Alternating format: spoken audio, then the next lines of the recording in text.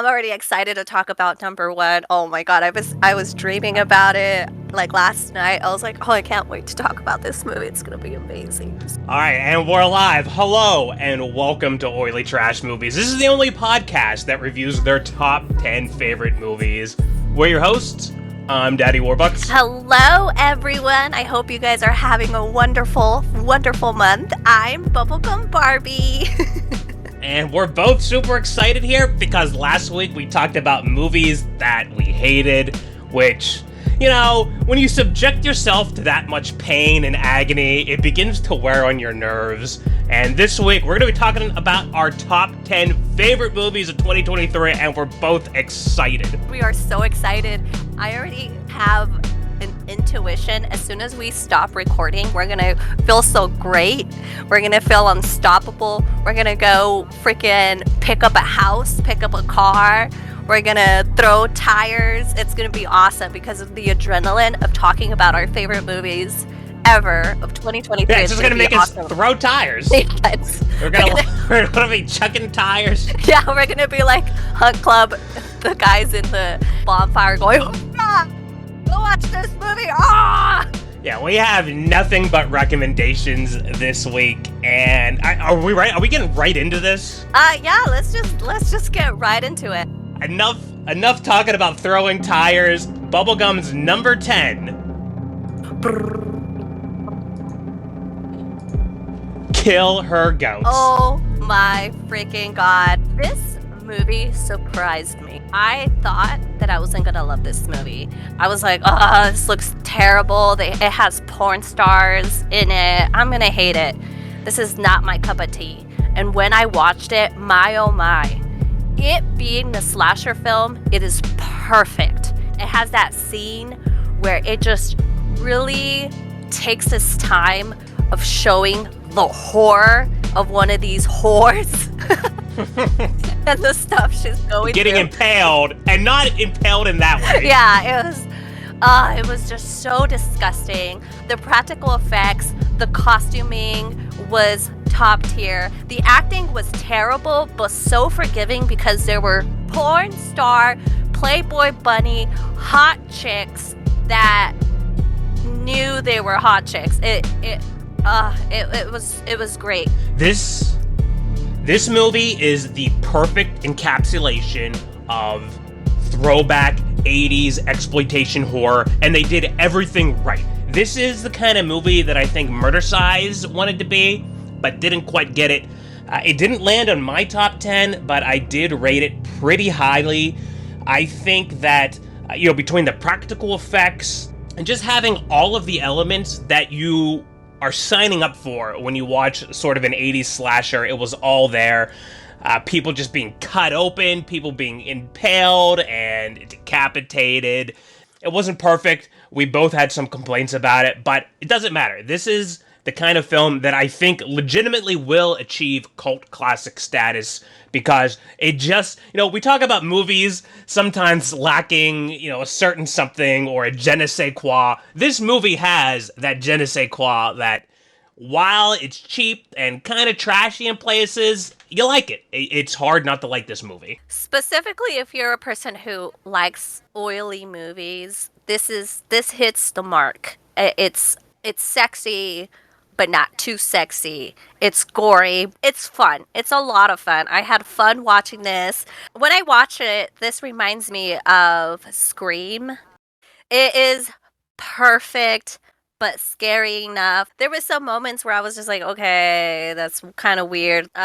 Specifically the scene where with one of the girls, she was in the cemetery and she was just walking around and being haunted. Oh, the dream sequence? The dream sequence didn't make sense, but it was there because they needed to have an excuse of having a mud wrestling moment. Yeah, which, whatever. That's in my dreams too. This movie, I think, works because you can appreciate it on every level. You can sit down and watch it as a slasher. You can watch it as a satire. You can have it on in the background. You could be drinking and laughing. You can be alone at night in the dark and be kind of spooky. There's so many ways to appreciate this movie, and yeah, I think it belongs in the list. Like I said, it didn't make my top 10, but it's certainly in the top half of the movies we watched in 2023. And I'm excited to see who the directors, what they put out next. This movie is so interesting to me because I constantly think about this movie, and that's surprising for me. Because I saw Kill Her Goats first, I wanted Alone at Night to be similar, and it just failed so terribly, which is why I rated it the way I rate it. And Kill Her Goats, go watch it. It's a lot of fun. I think you'll enjoy it with your buds. Like after the game, after the football game, watching something stupid, watching it by yourself, or watching it with your buds, I think it would be great, and it's funny. The girls are just a lot of fun for sure. I really like Yeah, them. it's a fun movie. Definitely deserves its place on the list. Up next, this is my number 10 and your number 9 top 10 favorite movie, and that's 2001's Dungeons and Dragons. This is the oldest movie on our list and probably should have been in a bonus episode, but we watched this so early in our career that we really didn't have the format down right. But even 20 years later, I think this movie holds up spectacularly. It's always shocking because we always wonder, like, why did we rate it so high? And the reason being is because the writing was so great. The sets were fantastic. The casting was just perfect. Yes, there's the stupid scenes where it's trying to be like Star Wars, and you can tell the producers wanted to be like, it has to be successful like Star Wars. Essentially, what happened with that movie, I think it was like, what do nerds like? Like what? Because this is a nerd movie, right? And I think they added the Empire background of that, and also to Oh, yeah, show, with the Senate. and it's also to show off that dress, which was great. Like her costumes were fantastic. The costumes of this film was just fantastic. The writing was fantastic, and the one thing that made me appreciate so much this movie was because they had messaging into it, but it was in the background. The characters were doing their own thing. They never lost focus of, this is an adventure movie. Our main characters are going through an adventure. Yes, it's a little interesting, a little spoofy. Specifically, the end, A little little cheesy at cheesy, yeah, a places. little cheesy, but it works. Like this is the reason why this is so high up, and it's number 9 for me is because the taxidermy cat. Yes, this is the origination of our taxidermy cat preoccupation. If you've ever listened to a random episode of Oily Trash Movies and you ask yourself why are they bringing up taxidermy cats as a threat, it's because of Dungeons and Dragons. And I think you nailed it. This is just a fun fantasy adventure movie. It doesn't need to be super smart. It's as long as you're having a good time, and that's what entertainment's about. That's what film's about. As long as you're having fun and making something that people enjoy seeing. Yes, Dungeons and Dragons had some terrible CGI. It was a early 2000s film. That's just part of the era this movie came out with. I know we both had some issues with the structure of the climax as well, and the 2-hour runtime, but again, for a 20-year-old movie based on a tabletop RPG, I think this movie is great. Now, of course, I am a bit of a nerd type person who is interested in the Dungeons and Dragons and sort of fantasy lore in general, so it might not be to the taste of somebody who is into movies like Kill Her Goats or bad slasher movies, but I think as a film, I liked Dungeons and Dragons. I liked it when I saw it. I think it got way too much hate, and that's all I have to say. It belongs on our top 10, I think. Yes, it does. I agree with you, and I think it really measured up. It came out in 2000, and it measures up. I think it has gotten better with an age because you can't make movies like this anymore, and I think it's a lot of fun. I think the characters stand on their own. They were very powerful. They were very likable. Well, something that a lot of fantasy does right is that all of the characters are unique and have their own sort of personality and their own set of skills that they add to the cast. And that's part of like creating a role-playing party. You got your thief, you got your drunken fat dwarf, you got your smart shifty stealthy elf, and these are all great unique concepts to bring in, whereas sometimes you get movies that have a cast of characters like Alone at Night, where they're so bland and similar that you can't even tell them apart. And characters are a big part of your movie, and they need to be able to be unique and interesting independently. And yeah, I enjoyed the cast. Yeah, so did I. I think it was a wonderful cast. The dragons were badass. Yeah, 2000 CGI, but it's fantastic. I recommend this movie. I know it gets a lot of hate, and I know there's going to be a few of you who will disagree with us, but really watch it again, and you'll change your mind. It's a great, fun adventure movie, and congratulations. Recommended by Oily Trash Movies. Yes. Now, coming up next is my number 9 favorite movie. And you mentioned, this didn't make your list, but you did mention that you constantly think about Kill Her Goats. This is a movie that I constantly think about. I compare this is the polar opposite of Float, in which both of these movies are bafflingly bad, but one I hate and one I love. And the one I love is none other than Mermaid Down. Oh, And yeah. God Almighty, is everything about this movie stupid, from the bad guy. The way the bad guy is just comic book evil, and it starts with him murdering a boat full of people to steal a mermaid to sell for cash, but then the second and third acts involve him like torturing people in his insane asylum.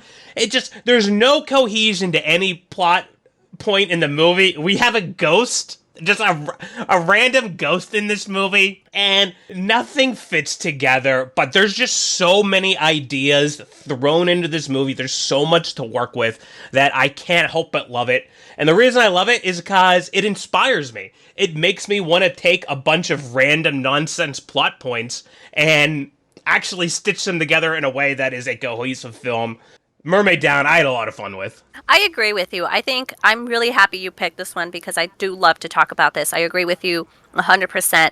It is a movie that, for me personally, I preferred this movie over the live action Little Mermaid. And it's a lot of fun for people who like horror or slashers or indie films because it's so fresh. It's a story that has been told generation upon a generation, and it's a whole different idea. It's crazy. This movie is insane. Well, really, the movie is it's a fantasy movie. Like It Dungeons is. and Dragons, this is at its core a fantasy movie. The ghost I could have done without that whole plot story, but she needed to be there because I don't know. It was like the motivation of. Well, what you do is you make the ghost important to the plot. Gosh, I mean, it is a cool idea to have a ghost in your It's story such for a no cool reason. idea, But yeah. give it a reason. Actually, give it a reason, and it's just I don't know. Mermaid Down does so many things wrong that it's funny that it's in my top 10. But I would watch it again. I recommend this movie. Yeah. Mermaid Down is it's just something unique. I recommend this movie. It's similar to Sucker Punch. So if you're someone who really enjoyed Sucker Punch, those people who like that movie would appreciate something like this. Be aware it is an independent film, which the budgeting isn't there, but the idea, the storyline is good enough that you'll come out like how War is thinking about this movie constantly. He even mentioned that he's like, I like had a beer and I was just rambling about this movie. I was just thinking about it. It's like invading my dreams. He was obsessed with it for an entire week, and it is a I was good on movie. dates and like explaining the plot of this movie to women. Yeah, this is great film, especially with if you like it. Another thing that makes me appreciate this movie, it's also very female led. There's a lot of fun characters into it. Some of them end up falling off towards the movie, but that's okay. Again, it's not perfect, but it's fun to watch, and you'll get something out of it, which I think is movie making's magic anyway. Absolutely. And you know what? Yeah, that was your number 11, so that almost made your top 10. The next movie, your number 8, is actually my number 11. It almost made my top 10. And this one's almost cheating. This was a Blumhouse film, but it had a huge budget, and that is none other than Fantasy Island. Oh wow. Jimmy! Jimmy, Jimmy! Jimmy, Jimmy! Jimmy is the reason why this became number 8. Jimmy and his brother life story. Just, I was so touched. I was so moved by this movie. And this is the perfect example where this movie. Our problem was that the runtime was too long, it was overly complex. Shit didn't make sense. When you actually put logic to this movie, it falls apart. But it doesn't matter because the characters were so likable that we couldn't help but root for them. The action was so fun. This is a popcorn film. It's like riding a roller coaster. No, it's not. You can't write a thesis on the themes involved, but damn if I didn't love this movie. It's the type of movie that if you would just want to forget about things, like if you have a long day at work, or if you had a very stressful day and you just want to relax and like completely remove your brain from your head and just put it on the nightstand, this movie is it. You can't think about it, just enjoy it. Like, don't even put any logic into it, because the logic of this movie isn't there. If you start thinking about it, then you're going to be baffled. You're like, what was the whole point of that? What was the whole point of that? No, this is just action-packed, fun, silly, fun time. It's a turn your brain off kind of movie. Turn your brain off and enjoy. And that's okay. I think it's fine. Like, not every movie has to be like a brilliant art piece. It's okay to enjoy a movie that's just dumb fun. As long as it's fun. There's plenty of movies we saw that were dumb, that tried to be fun, and failed miserably. Fantasy Island did it. It feels like kind of a cheat to have on this list because the budget, I think, was like $20 million. But we didn't know that going in, so it's like our bad. Yeah, it was a huge budget because it was actually in Fiji. They filmed it in Fiji. They also filmed it in California. It was like 4 different locations. It's like Tropic Thunder of a film. It's awesome. Jimmy and his brother really carried it. Some of the characters I didn't care for, but it doesn't even matter because it was fun. It was a lot of fun. Go watch this if you want to just have a little guilty pleasure. And this movie is my guilty pleasure. I think that's a great way to put it. And up next, this is my number 8 movie. And actually, all the way up, your number 4. So you especially love this film. And this was one of our first viral episodes. And that's none other than Super Deep. Oh, yeah. I loved everything about it. I love the cast. I love the cinematography. I love the wardrobe. I love the idea. I love the writing. I think it's a full everything that I loved about this. The characters were super sweet. It was terrifying as soon as the creature came in. It was horrific. Like, I think about that scene where you see the monster, you hear the monster. You just hear the cries of anguish from the damned. Yes. And it's underground. Like, the description of hell, that's what I imagine. Just agonizing torture all the time. This movie was so fantastic. And then also, it was historic. So you could really, it might have not been accurate, but you could think about these things, right? I think a historian would really appreciate this movie as well. It was a period piece that didn't really have any anachronisms in it. Like, we brought up, like, the old-time film reels and, like, the old school, the rotary telephones. That was all in there. The big CRT monitors they were using. Very much attention to detail.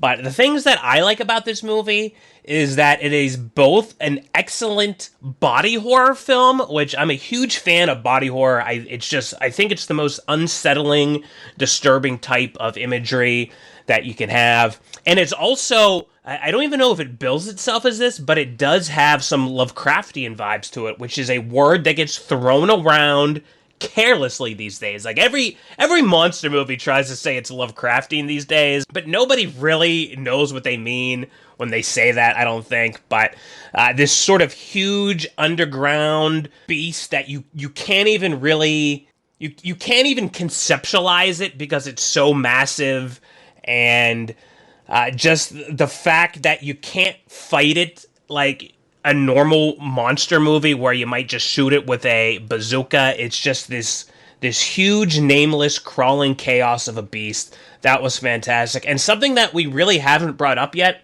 and often don't even comment on because it's inconsequential. The scoring on this movie was fantastic. It had like this weird sort of like techno EDM that would just ramp up every time there was a suspenseful scene, and it added a level of tension that is really masterful in its artfulness, I believe. I agree with you. This movie is masterful. It's awesome. It's artistic. It's oh my gosh, like it thinking about it is so good. I am speechless. I'm speechless. It's really good. Like it's so And good. you know what? Just one last thing to bring about this movie: the cyclical plot, where the movie starts at essentially a parallel to the final sequence of the film, Oh, and it's I like, okay, know. this is something that's been happening over. Like, this isn't the first time that it's happened, and it's gonna happen again. It's just a situation that humanity is completely unable to get control of, and that's, I think, horrifying in itself, that it's a continual endless cycle of pain and death and misery. Yeah, it was so good. I also love this movie because there was little pieces of the script that the characters would say and they would go back to it and finish it. It was fantastic. Another Build up thing, and payoff, yeah, yes. and also another payoff was when our main lead, I said it on the episode. I was like, "Oh man, she's going to like become hotter and hotter and more disheveled. Her hair's going to come down." And that's exactly what happened. She was, as the movie kept going, she was just a mess. Like her hair And it was happened to the down, guy. and it happened to the guy. Oh, and then also the red herring in this movie, the hot guy, and then it turns out he's a bad guy. It was awesome. It was a great movie. I had such a great time watching this. It's art. This movie is art. Go watch it. We could rant about this movie forever. Definitely go back and check out the Super Deep episode we did. We cover all of the things we liked about it in depth, and also check out the movie. It's available. It's a Shudder original. Definitely check it out on streaming. I can't recommend this movie enough. I think everybody would enjoy this. This is a very wide appeal to a lot of audiences, I think. Agreed. But Agreed. moving on, more of an art house film we have up next, which might not have as wide of an appeal as something like Super Deep. This is your number 7 and my number 6, and that is Candyland. Oh, Candyland. Yeah, this is another film that surprised me. I didn't think I was gonna like it because it's about prostitutes, the lot lizards. But I really liked it, and it was such a great story. And also, I appreciated it because it's knowledgeable. You come out knowing something that you wouldn't have known. Like I don't deal with prostitutes on my daily life, Often. and seeing that, specifically going back into the history of what would occur in the 70s, is that where it took place, or 80s? When was I think it was 1995. We ended up 1995, figuring it out. which was a moment, I guess it was like when AIDS became a So thing, or this is pre smartphone. This is pre high speed internet. This is like pre forensic evidence. So like if you get murdered, it's like that sucks. yeah, exactly. The reason why I labeled it this high is because I came out knowing or seeing something I wouldn't have known otherwise. I think it's a film where when it's trying to give you a message, is succeeded in that form of you just getting something like, I'm going to tell you the story about these characters. You take with it what you want. So this is a really entertaining film. It's it's triggering, well, so I wouldn't recommend it to a lot of people, specifically when it comes to uh, abuse and things I can't say on YouTube. But it was overall a harsh but strong, fun story that I do recommend. If you want to feel something or learn something, this is the film. I'm going to disagree with you a little bit on that last point you made, and we did discuss this during the episode.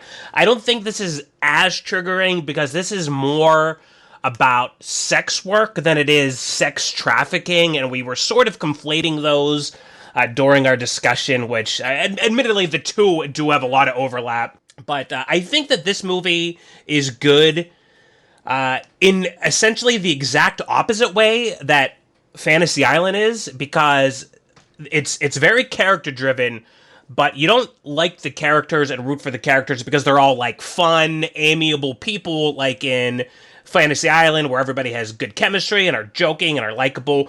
These characters are complex, well developed characters in complex, morally difficult situations, and this is a movie that you might hear described as a character study, and the characters all are genuinely deep and have their own reasons. For instance, like one person is doing sex work just because they like it and it's easy and they don't want to work a real job, and another person is doing it because they have no other options and they're just in a genuinely bad situation. And everybody has their sort of struggles and successes that they deal with during this movie. And it also has some pretty goofy, funny, ridiculous scenarios that they wind up in. So this is a good movie on a lot of levels. Probably not as a wide of an target audience as something like Fantasy Island, but I think that if you like movies that are deep and explore ideas and peoples, this is a movie for you. I think the reason why I like this film a lot in its top 10 is because it's very human. It is realistically human. The characters go through choices that they have to make, and a lot of it is like the question of, is it morality? Is it correct? It's almost like a study in philosophy. It is. It really and it's is. also about a cult that kills a bunch of people. So it's yeah. of everything. That one is really interesting because we have we have one of the characters who does it because she was part of a cult and she's trying to escape her family's control, and that's how she ends up becoming a prostitute. It's very, very interesting. I think the ending kind of was lame.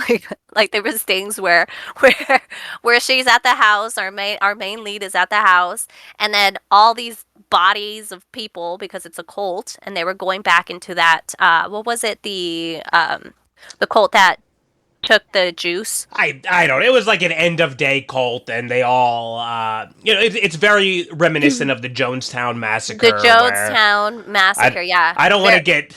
I don't want to have to bleep this out, but everybody knows what we're talking about. They all drank Kool-Aid at the end of the movie. Yes, and then they're covered. Like, who covered them? That was like the mystery. Who would you recommend this to? I would recommend this to fans of dramatic cinema. Yeah, I agree.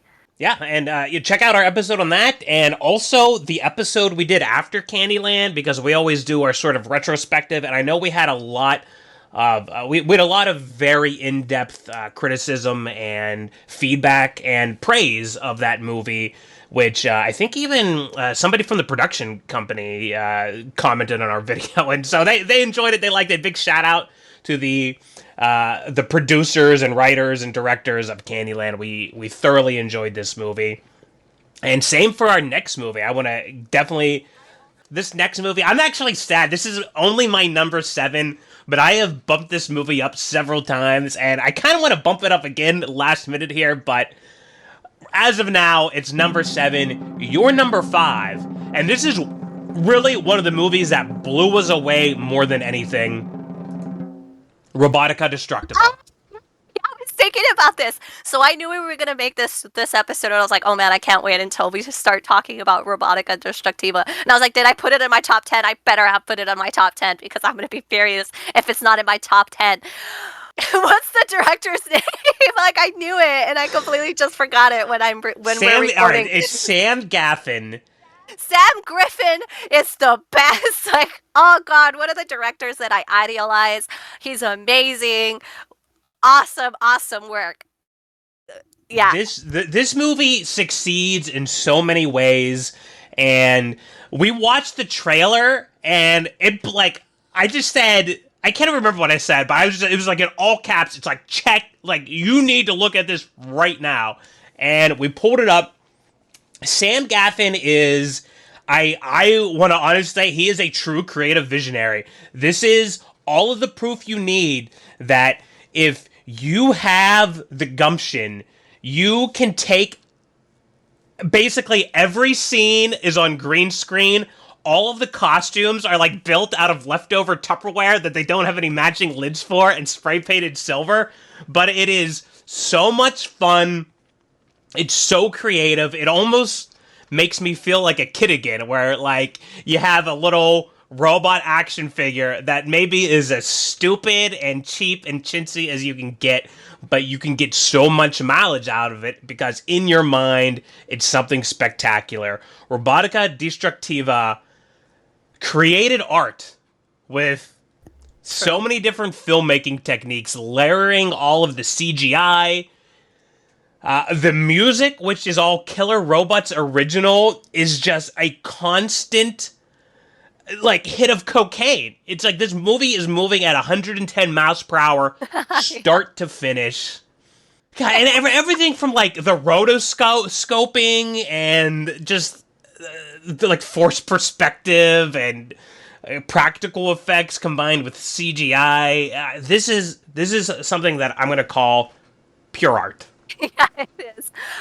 Be warned though, if you're gonna watch this amazing masterpiece, you're gonna be exhausted in the middle of this movie because there's so much going on. You get hit with dopamine so much as you're watching this movie because this movie is just, again, exactly how War said, 100,000 miles per hour. It's going super fast. There's so much going on so quickly. The music is just so hype.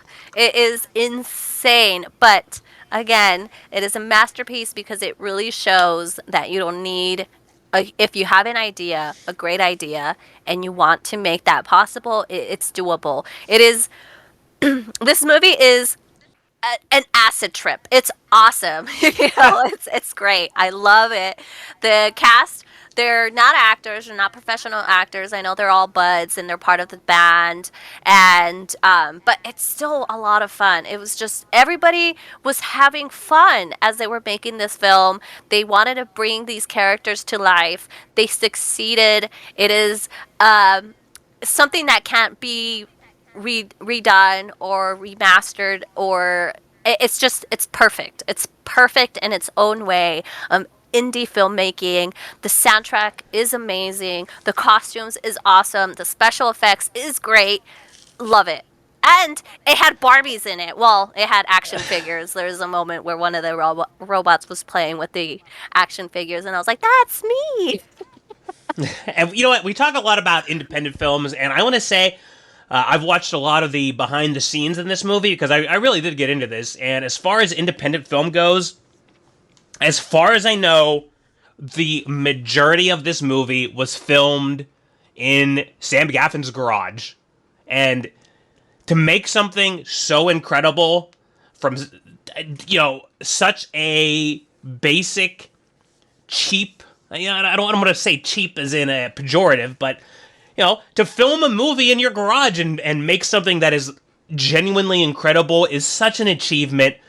Every independent filmmaker should watch this and should learn from it and should be inspired from it. I can't say enough good things about this movie. Yeah, it's so great. Griffith, hell yeah. Keep making movies. Keep doing what you do. You are like one of us. One of us. One of us. An Okay, we artist. we want to be like Sam Gaffin. We hope to be one of him, not the I other way know. around. I But know, but like the artistic of them making being artists, that's us and that's him. Shout out to Sam Griffin, like for sure. Like, let's yeah, go. we want to be you, Sam. We aspire to achieve a percentage of what you've achieved with Robotica Destructiva. God bless you. I'm still trying to get some signed DVDs for Bubble and I for this because we have a couple of some of our favorite Oh, movies yeah. and I love this movie so much and I don't know if we can put this on YouTube, but maybe want to create an episode where I watch this movie while maybe engaging in some activities that would make me enjoy it a lot more. Because this seems like the kind of movie that would be great while tripping out. It's just, Yeah, I have let's no know. criticism. No, yeah, great stuff. Go watch it if you really love cinema. This is a great piece to put in your DVD collection. All right, up next. This is my number six film. This was a little bit lower. This is you have this rated where I have Kill Her Goats. You claimed not to like this movie as much, but I think you were just being a big sourpuss, and that is What is it? Cabin Girl. Oh my God. Okay, yeah. I don't have much to say.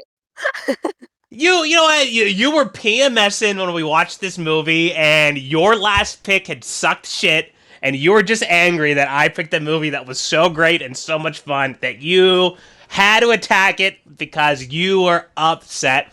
Cabin Girl is the perfect ghost story. I recommend this. I love the writing. I love the I love the ghost. The ghost looked awesome, and I loved all the twists.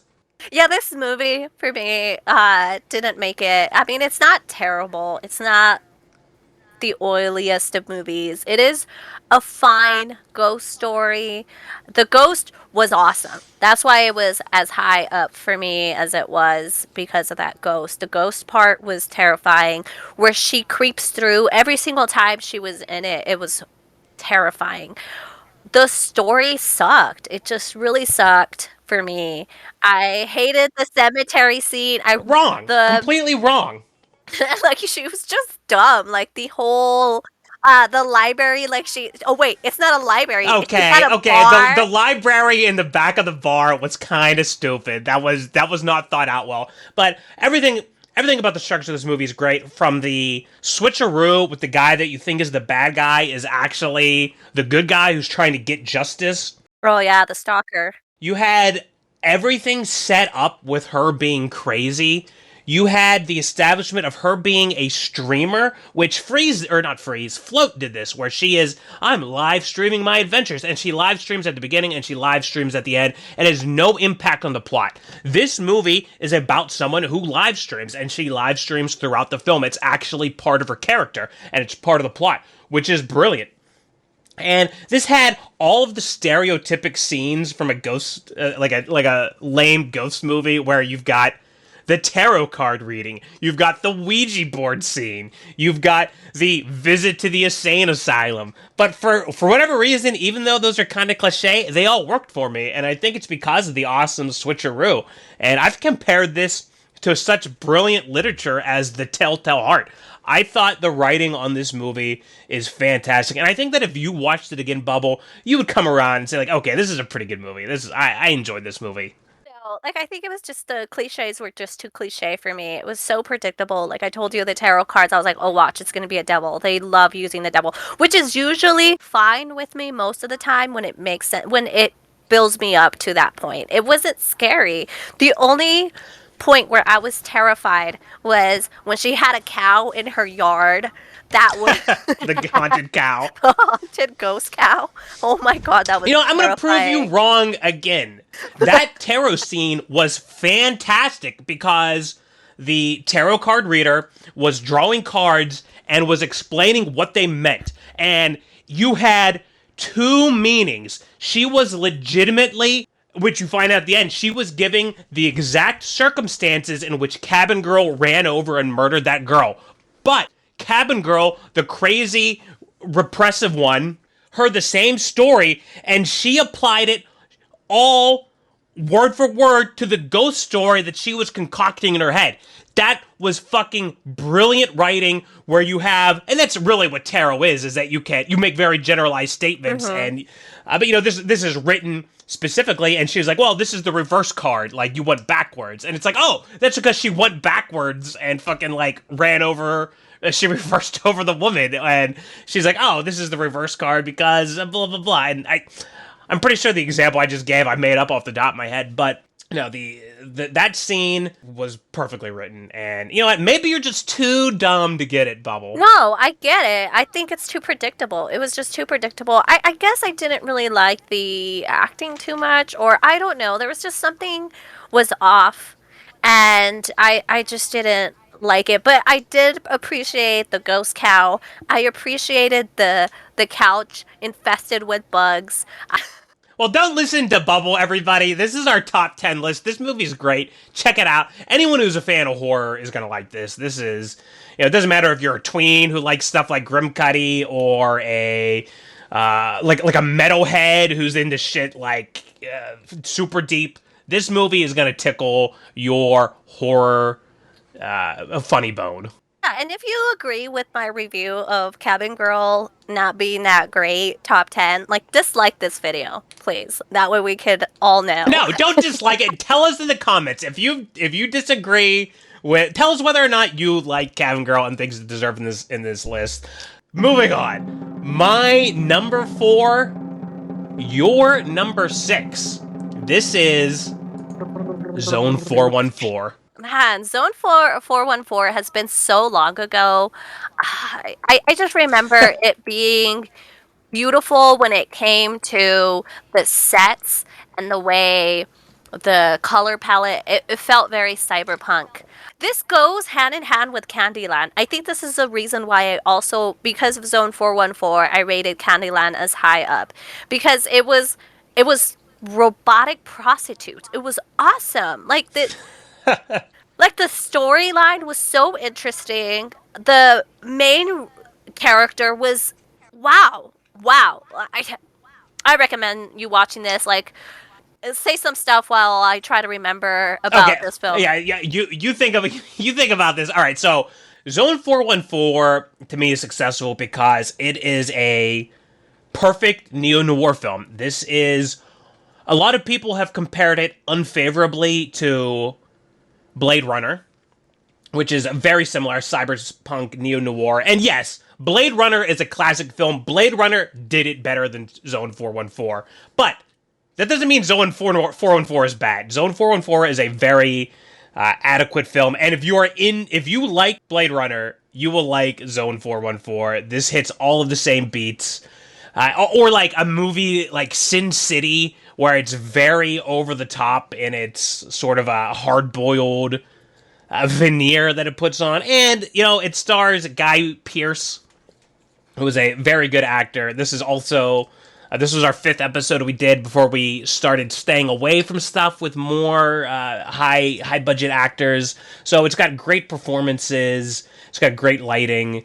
I loved all of the sets. The city, the cyberpunk city, looks fantastic. I don't know. It's been so long, I also don't know exactly what to say about this movie, but we loved it. We both loved it. Yeah, it was great. It was fun. I know that I love the main character. I love the robot female. I loved the bad guy, the brother or the father of the daughter, the missing daughter, the creator of the robots.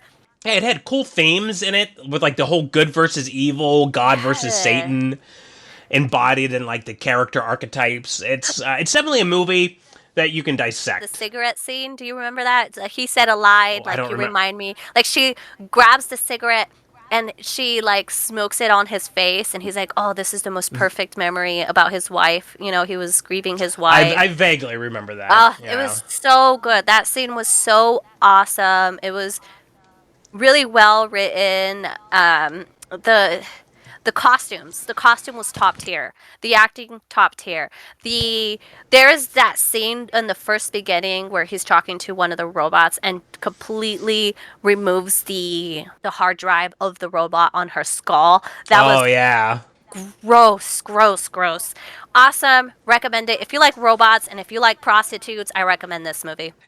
That's actually something that I was just about to bring up. Like, the fact is, if you're into this sort of genre, which a lot of people call it cyberpunk now, really just the whole robot android sort of type of fiction, there are not a lot of movies that scratch that itch. And it's funny because we just talked about Robotica Destructiva, which is also about robots. Yeah. And so, yeah, me and Bubble, we both like robot movies. And if you like robot movies, Zone 414 is great. Like there's just not a lot of robot movies that are good. I know The Creator came out. I've heard some pretty negative things about that, but I'll probably watch that. Alita Battle Angel, I know, had mixed reviews and was like a robot movie. It's just that there are no robot movies, and every time I see one that's not a complete train wreck, I fall in love. Oh, I remember the plot of this movie. So the plot of this movie was the daughter wanted to be robotic, like she didn't want to be human. And that idea is so interesting, where AIs are so advanced that you prefer wanting to become and live like a robot. It's almost like the sanctuary type theme where it's like I want to be a robot where I'm totally submissive. Everybody tells me what to do, and I don't have to think. I just want the peace and because I'm an angsty teenager and I don't have to deal with all this shit. Whereas Yeah. you have the robot who wants its individuality. Who wants to be human? Yeah, this movie has a lot of cool themes to explore. I'm not saying that this is the masterpiece that's Blade Runner, but I absolutely love this movie and I recommend it wholeheartedly. And now, very interesting here, moving on to our top three. Oh These my are the god. movies that we just can't shut up about it. And what's also curious is that we both have the same top three, so we overlap entirely. And we're gonna start with number three. Follower. That movie is about us. It is. It's our life It's our stories. life stories. If you ever wonder who Bubblegum Barbie and Daddy Warbucks is, it's in this movie. Daddy, I am a sadistic kidnapper and torturer of hot women, and Bubble is a hot woman who gets lured into death traps by psychopaths. So great. It is such a good movie. This movie is a one room, two characters kind of film. The writing is top tier. It's so good. So good. We often talk about one room movies, and because we watch a lot of low budget films, we run across a lot of one room films. And what makes Follow Her succeed so hard is that one, both of these characters give great performances and they have fantastic chemistry, and they've got enough depth to them that they're not like Cryo where, oh, this character's the engineer, this character's the ex-military, this character's the prisoner. These characters, we have two characters and they are both fully fleshed, realistic people, and it's in an interesting premise where the rules of reality are played with, where it's constantly making you guess what is real, what isn't. It's a lot like Cabin Girl in the sense that this is about an influencer, and it's not just, oh, she's an influencer. The fact that she's an influencer drives her motivations and it drives the plot forward. She is constantly, she's engaged in this to make content. Yeah, wrong. She's an influencer, but what drives her is the fact that she's a broke into influencer. Just remember that, Which she's is like I'm getting us. paid $50. Yeah, like like artist. Yeah, She's more a, you. I'm Daddy Warbucks. yeah, I got the money.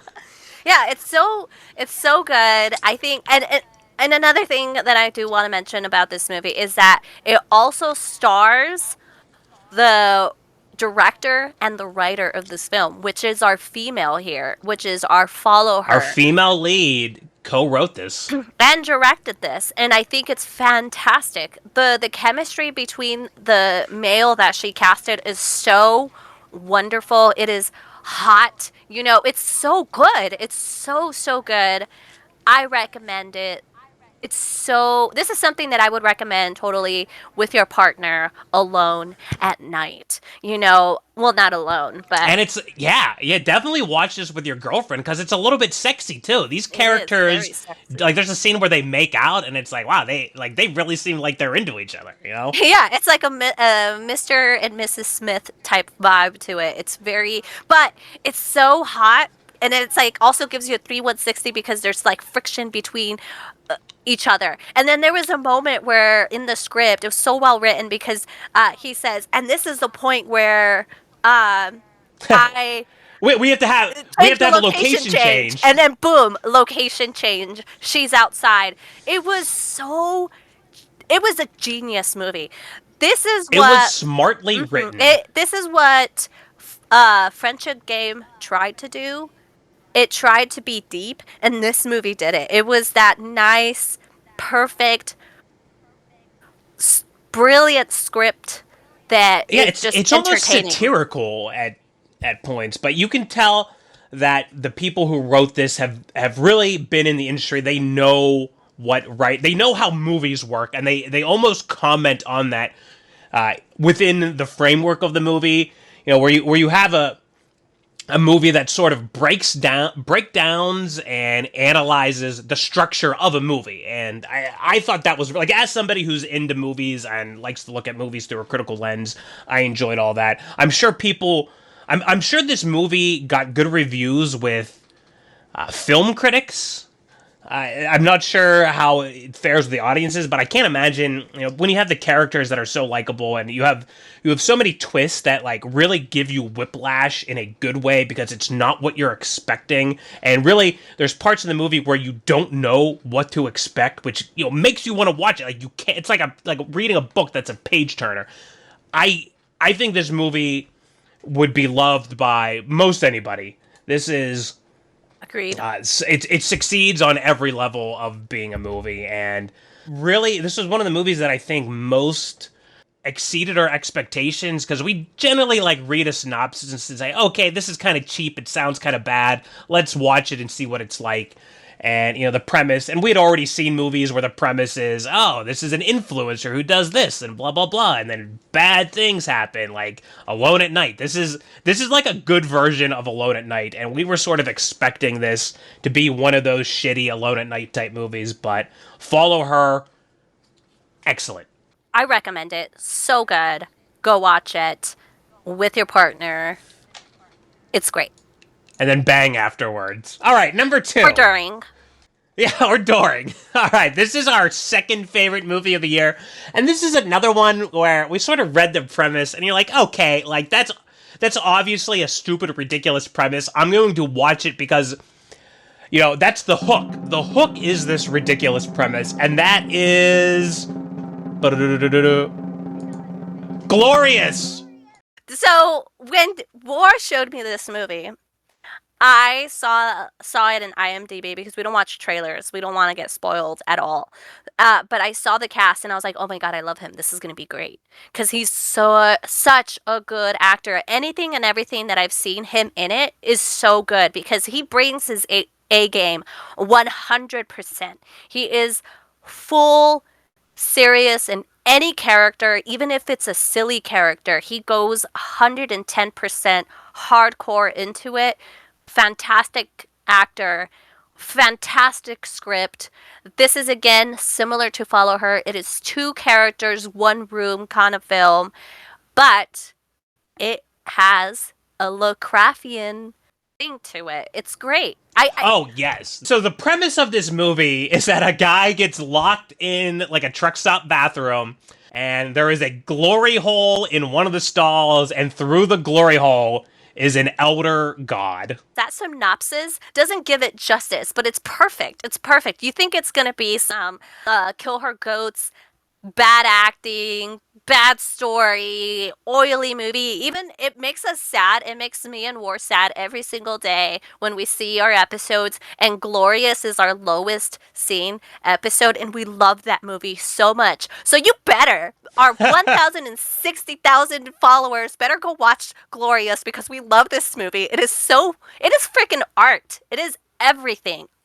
This movie is so horrendous. It is scary, and it makes you feel, and you come off of it sweating after you watch it because you're just like, what the heck did I just watch? That was intense. Oh my god. The twist, it is so insane. You do not see it coming. I love it. Like, War and I usually are so good at guessing what's going to happen. Like we did that with Cryo, which is why we didn't watch the other half of the film. This movie was shocking. The plot twist to it was so, what the fuck? It's so good.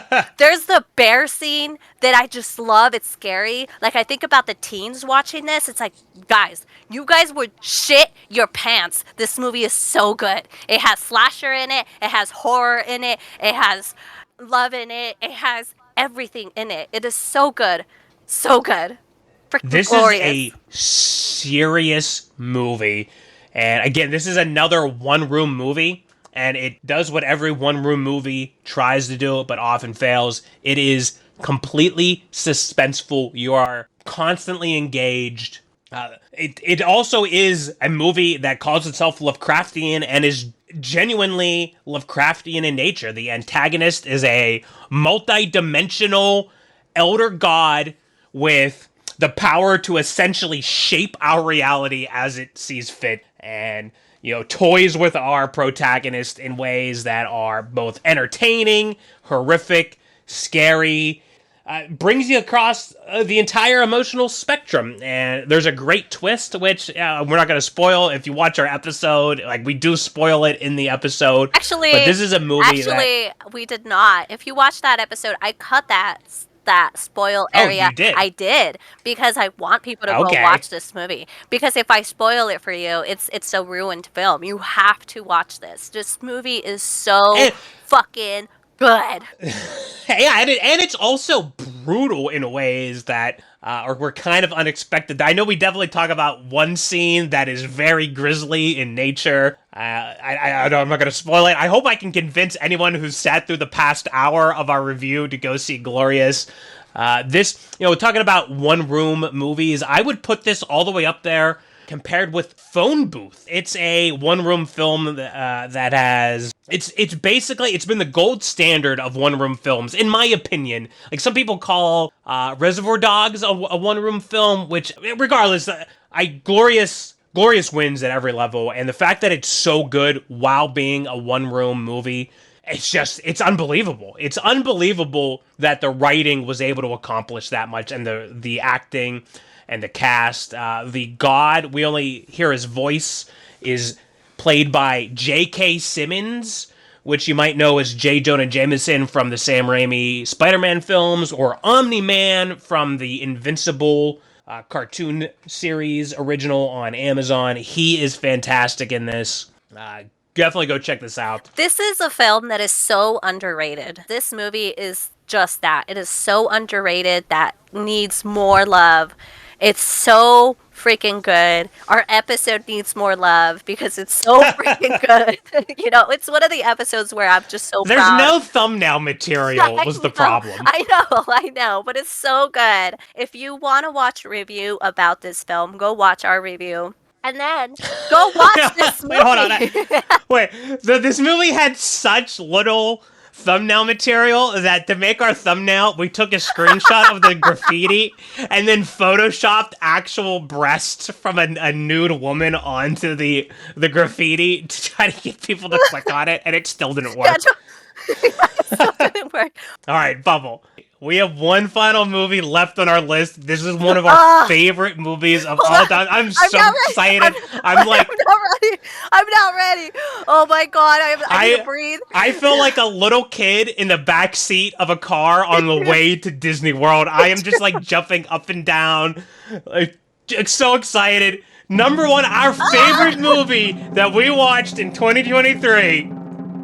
Bum-ba-da-da! Jurassic Games!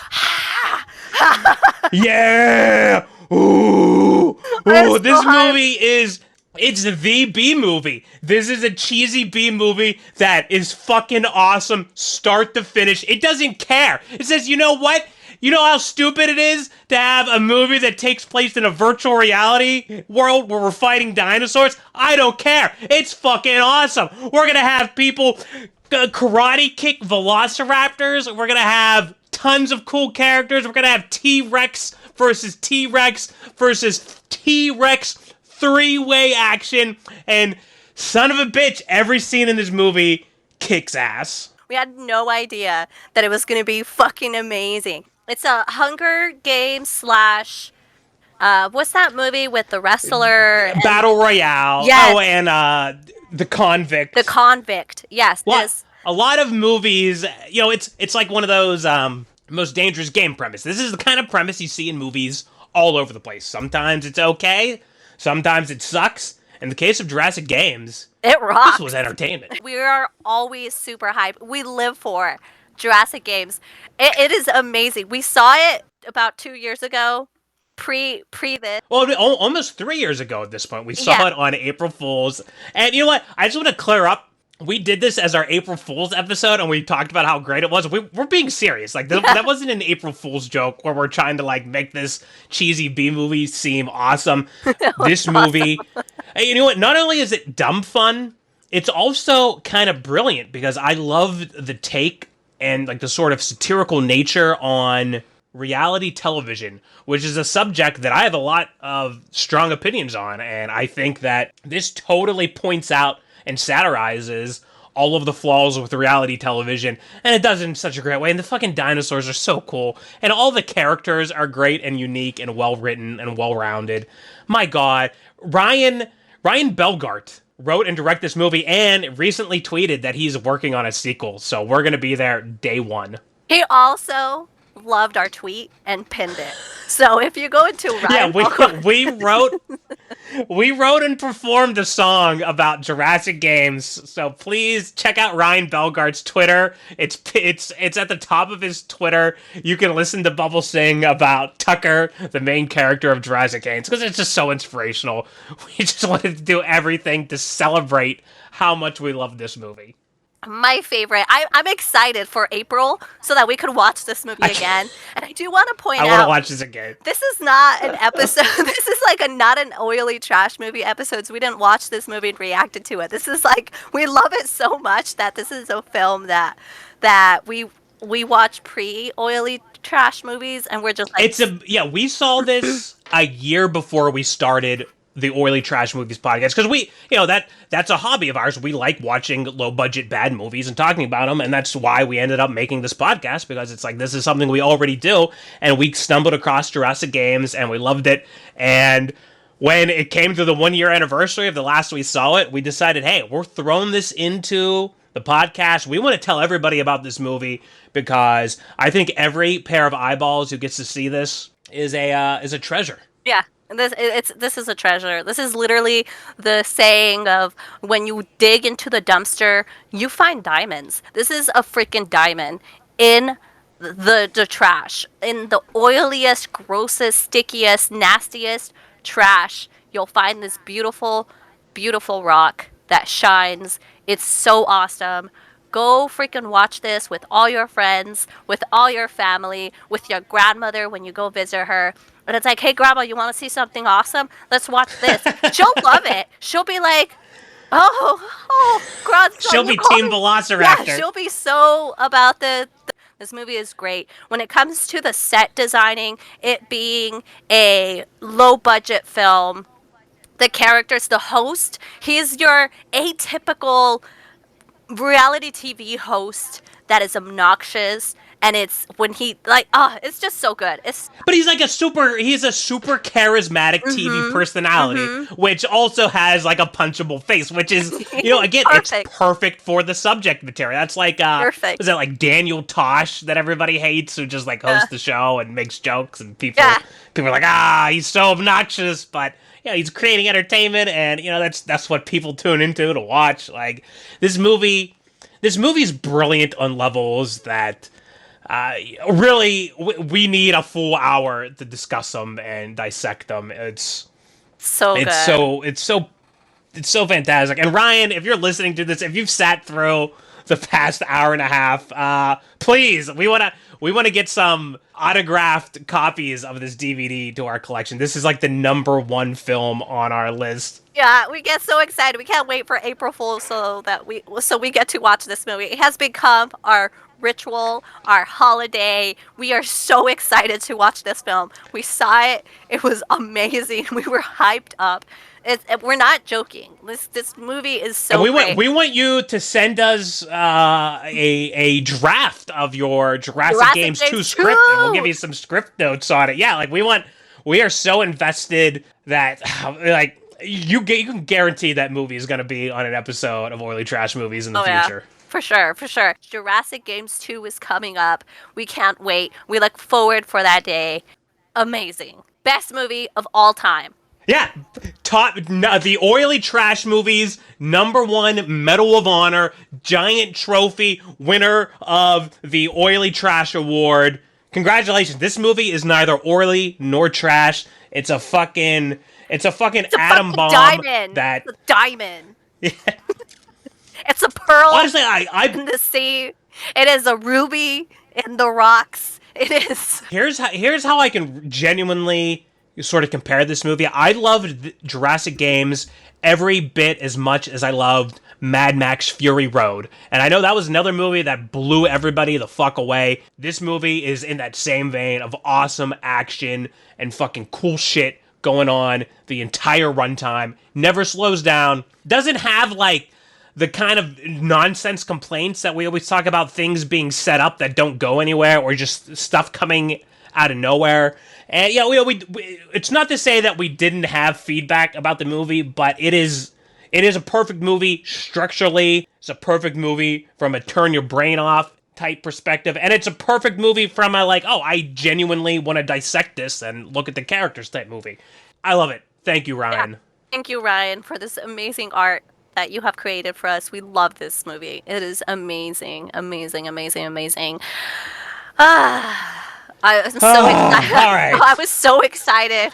I was so excited. Come down from this high. Yeah, I'm trying to like come down. I also want to apologize to all our devoted listeners. I know I sound very odd, and it's because I'm going through a flu, but I'm here for you guys, and I think after this recording, I'm gonna lose my voice because I was just screaming with such excitement. I think this excitement, especially talking about Jurassic Games, have like cured me for a little while. But I'm gonna take a nap. I'm gonna take a nap after this. Like, oh my god! It has been almost an hour and a half of us talking nonstop about these movies. But yeah, that's all of the movies. I do want to give I want to give some honorable mentions to the bonus episodes that I kind of liked, which one would be Call Girl of Cthulhu, which is a great that's a great comedy horror movie. I have another shout out for Zombie Cats from Mars. That was a lot of fun. Bubble was not able to make that episode and has not yet seen that movie. I'm trying to encourage her to go back and check it out. Honorable mention, like No One Will Save You. The aliens were really cool. Like, I really did like the CGI aliens, but the story overall was stupid. But I did like the aliens, so I want to do that. At the its core, I would say maybe Hellbender. Oh yeah, Hellbender was so good. Space Wars because of Sarah French. I do want to throw that in there. It is a goof on, I guess, Star Wars. A goof, that's one way to put it. A complete rip-off, knockoff of Star Wars. Yeah. But yeah, that's some fun. You know, we've really, we were able to find good things in almost every movie we saw, except for like our bottom 5. So, let us know which movie was your favorite, which picks you agree on, which picks you disagree on. We're super excited to know what you, our audience, thinks, and, you know, the kind of movies you like, so that we can maybe pick movies that are going to be more popular for our audience. We do this for you, our dedicated 750,000 weekly viewers. So let us know what you think, and we are excited. Or maybe let us know what you want to see as review in the upcoming 2024 season. We'll be listening. Go tell us in person. Like, be outside our house and tell us. Mail us a certified letter with a list of demands of movies that we must watch. And we'll oblige, guys. We don't want to be murdered. Yeah, exactly. But yeah, it was a great year. This is a great wrap up. We hope we loved every minute of it. We love these movies. Check them out. Yeah, and we love you. Make sure to like and subscribe and follow, because we got more Oily Trash Movies content coming up for you. And we're bigger and better, baby. Here we come. Here we come. And remember to mace directly in the face. That's right. Take care. Comb your hair. Bye.